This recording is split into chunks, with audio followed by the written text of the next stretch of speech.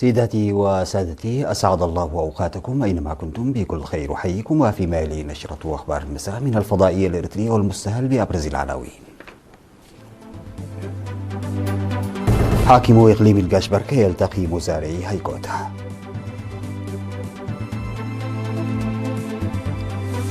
دعم أسر الشهداء في مديريتي قلوج وملقي بإقليم القشبركة.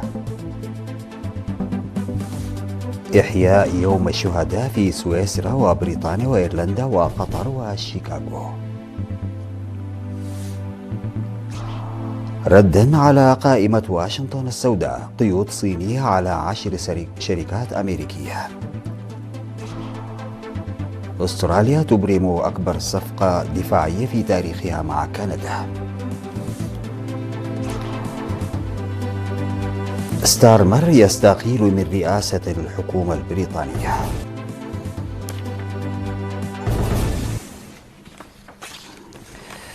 السلام عليكم ورحمة الله. عقد حاكم إقليم القشبركة السفير محمود علي حروي اجتماعا مع مزارعي وأصحاب البساتين في مديرية هيكوتا بحث فيه سبل استخدام الأراضي وإدارة المياه، وأوضح بأن الإقليم يمتلك أراضٍ واسعة وموارد أخرى مناسبة للزراعة المطرية والمروية، مضيفا أن أكثر من 224,760 هكتارا تزرع بالأمطار، و15,700 هكتار بالري، و54,000 هكتار في الزراعة المطرية والنقدية، وحثهم على العمل بجد لتحسين سبل الحياة المعيشية والاجتماعية والاقتصادية. وذكر المزارعين بضرورة استشارة الخبراء وتنفيذ التعليمات المقدمة لهم على أرض الواقع، داعيا إلى فهم آثار المبيدات والأسمدة الكيميائية على التربة وصحة الإنسان والبيئة والتخلص منها وممارسة الإدارة السليمة للأراضي. وأضاف السفير محمود إنه بالرغم من أن المزارعين في مديرية هيكوتا التي تضم أكثر من 3400 هكتار من الأراضي الزراعية المروية يبذلون جهودا لتحسين أوضاعهم الاقتصادية من خلال زراعة أنواع مختلفة من الخضروات والفواكه، إلا أنه ولنتيجة أكثر فائدة تجري عملية توزيع 1700 هكتار من الأراضي على المستثمرين في ضواحي هدمدمي وفيسكو وألبو وغراشا وغورسوب وعشنكيت وهيكوتا. ودعا المزارعين إلى التركيز على تربية الماشية بدلا من الاقتصار على الخضروات، وتجنب تدمير موارد الأشجار، ودفع ضرائب الزراعة والماشية في الوقت المحدد، والتأطر في جمعيات، وتجنب الاستيلاء على الأراضي بطريقة غير قانونية. واقترح المشاركون فرض رقابة صارمة على المحاصيل العابرة للحدود وخلق الأرضية لتسجيل أراضيهم الزراعية في مكتب السجل العقاري، وإقامة مختبرات فحص صحة الماشية في مناطقهم، وإيجاد حلول للمزارعين الذين لديهم إشكالية الأراضي الزراعية.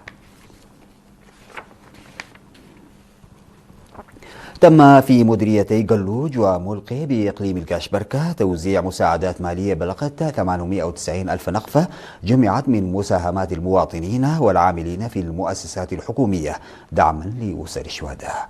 وفي مديرية ملقي جرى خلال احتفال أقيم في 17 من يونيو توزيع 90 ألف نقفة على عدد من أسر الشهداء بحسب ما أوضح المسؤول التنفيذي للمديرية السيد هنصآب ولدو.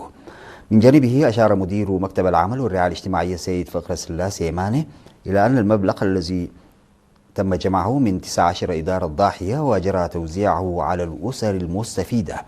كما أشاد مدير مديرية ملقي السيد زرآي برهي بالمبادرة، مؤكدا أن قيمتها لا تقتصر على الجانب المادي فحسب، بل تحمل دلالات وطنية وإنسانية عميقة تعكس تقدير المجتمع لتضحيات الشهداء، داعيا إلى مواصلة مثل هذه الجهود بصورة منتظمة. وفي مديرية قلوج تم توزيع 800 ألف نقفة على أسر الشهداء من المساهمات التي قدمها المواطنون وموظفو الدولة. وخلال المناسبة أكد مدير المديرية السيد دسي قبر ميكائيل أن رعاية أسر الشهداء تمثل مسؤولية وطنية مشتركة تقع على عاتق جميع المواطنين، مشيرا إلى أن الجهود المبذولة لدعم هذه الأسر خاصة في المجال الزراعي وتحسين سبل المعيشة ستتواصل وتتوسع خلال الفترة المقبلة.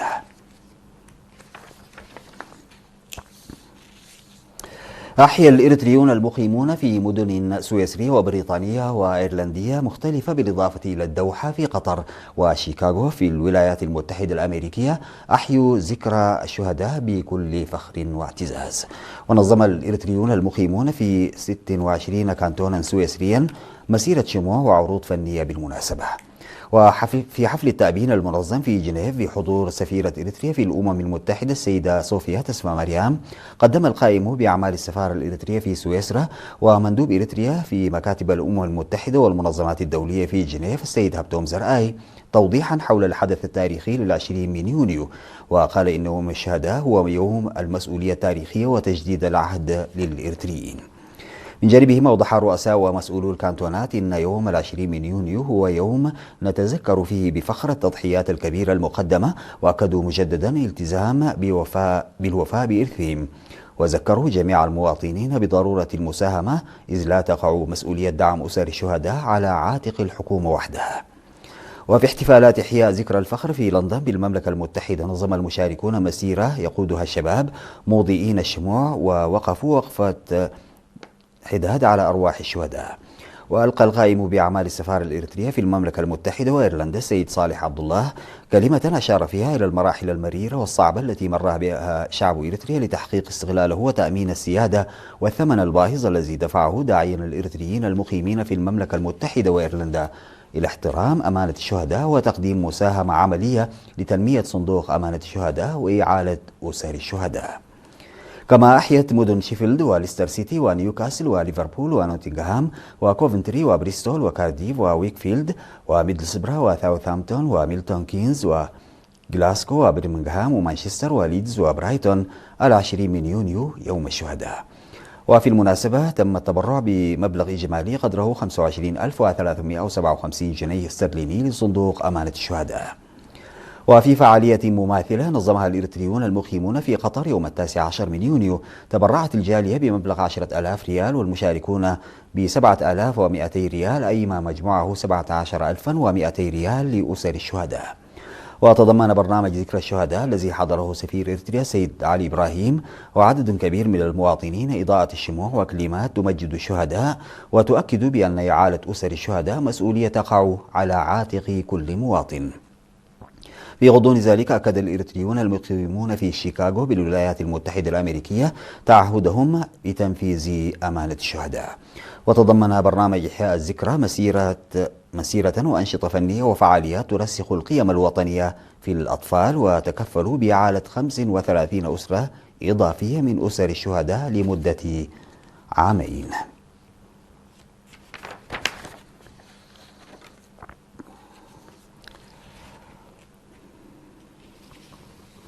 أعلن المشرف التربوي لرياض الأطفال في مديرية قلوج الأستاذ تالكي محمد إدريس إن الاستثمار الرامي إلى تقوية خدمات التعليم التمهيدي في العام الدراسي 2025-2026 حققت نتائج مشجعة.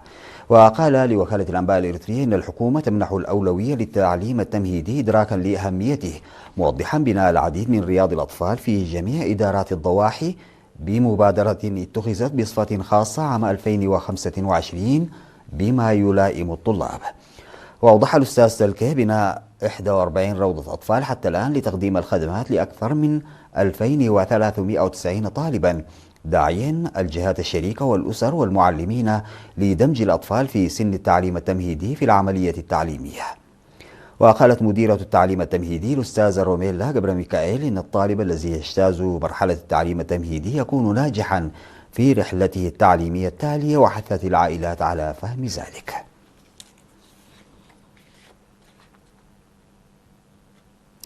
يقوم سكان عد قبراي وعد كفلتي بمديرية دباروا بتنفيذ مشروع بناء غرف لانتظار الحوامل. وأوضح القائمون على المشروع إن أعمال البناء الجارية داخل مركز عد قبراي الصحي بلغت نحو 75% من إجمالي الإنجاز، مشيرين إلى أن المنشأة ستسهم في تحسين ظروف متابعة الحوامل ما قبل الولادة. من جانبه أفاد القائم بأعمال مديرية دباروا السيد تخل مريم قبريسوس بأن مركز عد قبراي الصحي يقدم خدماته لسكان عدد من القرى والمناطق المجاورة، منها عد قبراي وعد كفلتي وعد كلكلتي وعد هلو وعد سلدايت وزاول وطلال وبامبوك، ومؤكدا التزام المديرية بتقديم الدعم المطلوب لاستكمال المشروع في الوقت المحدد. بدورها أشاد مدير فرع الصحة بالإقليم الجنوبي الدكتور أمانييل محرتاب بالمبادرة التي أطلقها السكان، مؤكدا استعداد وزارة الصحة لتوفير الكوادر المهنية والمعدات الصحية اللازمة لتشغيل المنشأة فور الانتهاء من أعمال البناء.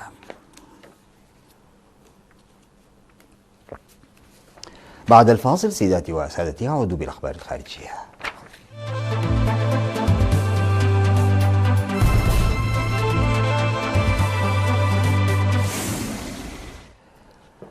فرضت الصين قيود تصدير على 10 شركات أمريكية تعمل في مجال الدفاع والمعادن النادرة في رد على إدراج واشنطن شركات صينية في قائمة سوداء. كما حظرت السلطات الصينية على المؤسسات الحكومية شراء منتجات من عشرات الشركات الأمريكية الأخرى. وتأتي هذه الخطوة بعد شهر من زيارة الرئيس الأمريكي دونالد ترامب إلى بكين وإجرائه محادثات مع نظيره الصيني شي جين بينغ بهدف إصلاح العلاقات المتوترة بين البلدين. لكن واشنطن أدرجت لاحقا 80 شركة صينية في قائمة سوداء جديدة بذريعة أنها تساعد الجيش الصيني، ما دفع بكين إلى التهديد بالانتقام.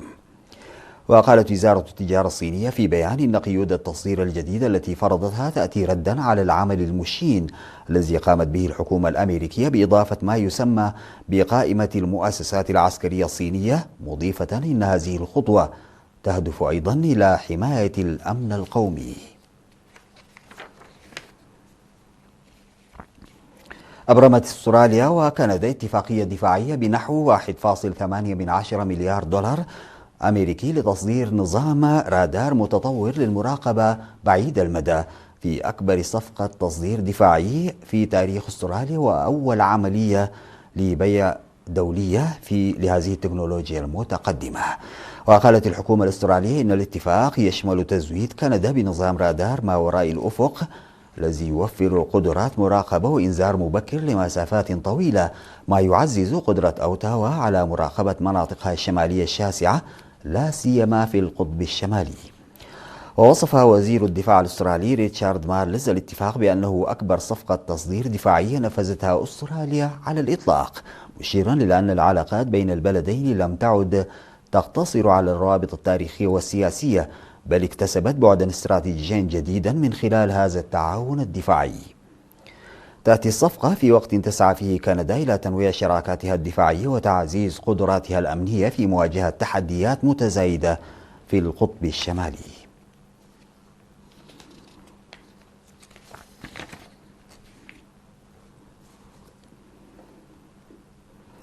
أعلن رئيس الوزراء البريطاني كير ستارمر استقالته من رئاسة الحكومة وسط انقسام يشهده حزب العمال الحاكم، في حين سارع منافسه على رئاسة الحزب أندي بيرنهام إلى تأكيد اعتزامه خلافته.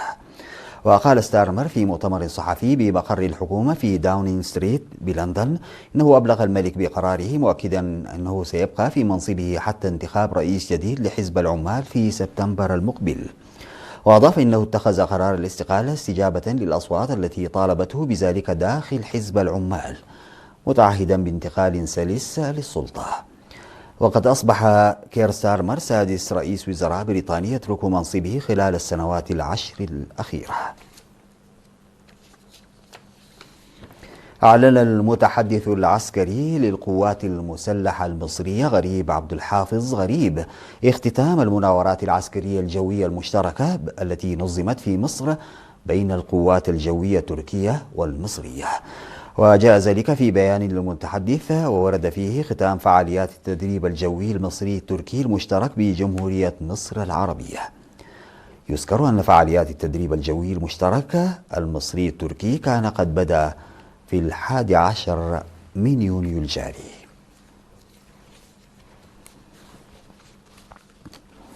ختاما سيداتي وسادتي، إلى حضراتكم تذكير بأبرز العناوين. حاكم إقليم القاشبركة يلتقي مزارعي هيكوتا.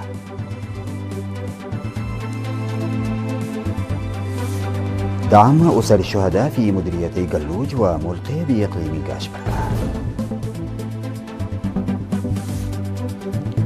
إحياء يوم الشهداء في سويسرا وبريطانيا وإيرلندا وقطر وشيكاغو. ردا على قائمة واشنطن السوداء قيود صينية على 10 شركات أمريكية. أستراليا تبرم أكبر صفقة دفاعية في تاريخها مع كندا. ستارمر يستقيل من رئاسة الحكومة البريطانية.